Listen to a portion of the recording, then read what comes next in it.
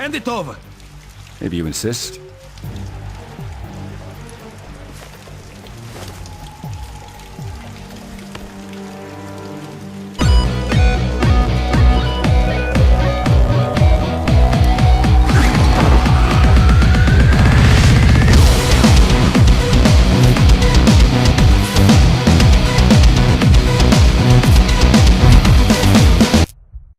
It feels like a lifetime since I first slipped that Goldeneye cartridge into my Nintendo 64. Much like everyone in my age group, I didn't know what to expect from the game. In hindsight, I only purchased it due to the fact that the newest Bond movie in 10 years was coming out. What I did get changed my mind and possibly the very idea of first-person shooters at the time, which to this day is one of the greatest shooters to ever grace any console. So now, 10 years later, we get a reimagining of this game for the Wii. But can it live up to such a great legacy without Rare behind the helm? Come out! Throw down your weapon, and I'll let you live. You will feel like you're actually in a James Bond film. While the game takes some liberties with the story from the original Goldeneye, it only does it so it can match up to Daniel Craig's more modern portrayal of Bond.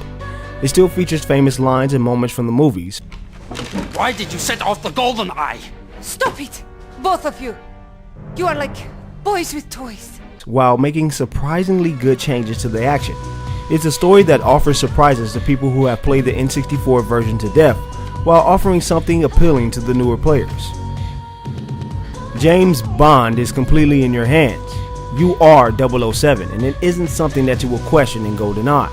Not only do you have the skills to take down your enemies, but you have the gadgets that will turn the tide of battle. James Bond will use his cell phone to scan for familiar faces, or snap pictures to send to MI6 for more information.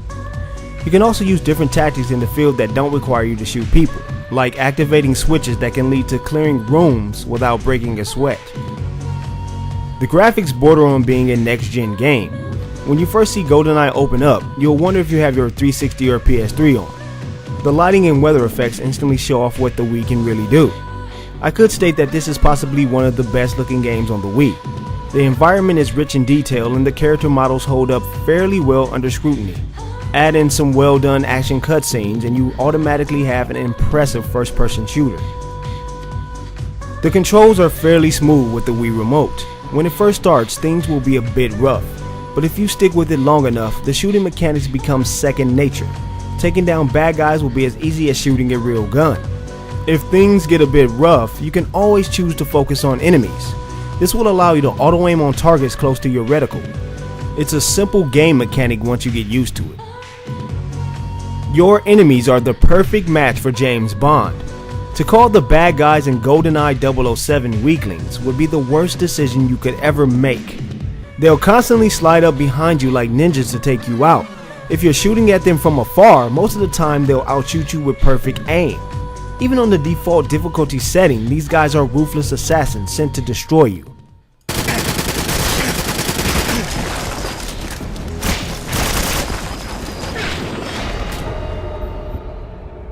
Performance takes a hit from time to time. It happens at the worst possible moments, which is usually when a lot of fighting is going on screen. The frame rate will make things rough or slow to a complete crawl at other times. This can actually get in the way of the precision of your shooting, and some of the times it will just get you killed. The auto lock-on system could use a little work. When you lock onto an enemy, you get a perfect target on them. It will usually follow the target when they are running away from you. However, it can often leave you discombobulated when you return to normal targeting, with the screen often drifting to the side, far from where you were last aiming. It will also aim at the enemies who are not priority, or randomly aim into the sky for no apparent reason. It's a little too hard to see enemies in GoldenEye 007.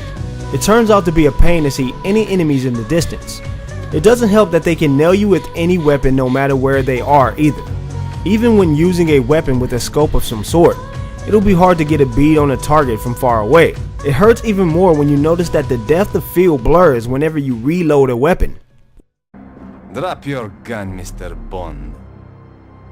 It looks like your little adventure has come to an end. GoldenEye 007 is what one would call a worthy successor to a fantastic game.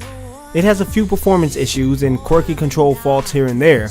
Yet none of this really stops the game from being a great shooter, and quite possibly one of the best James Bond games ever to come out. Eurocom made the last appealing James Bond game for the N64, which was The World Is Not Enough. This time they've outdone themselves and upheld expectations with Goldeneye 007. It easily receives an A- from Half-Ass Gaming. I love this game and I haven't even touched the multiplayer yet.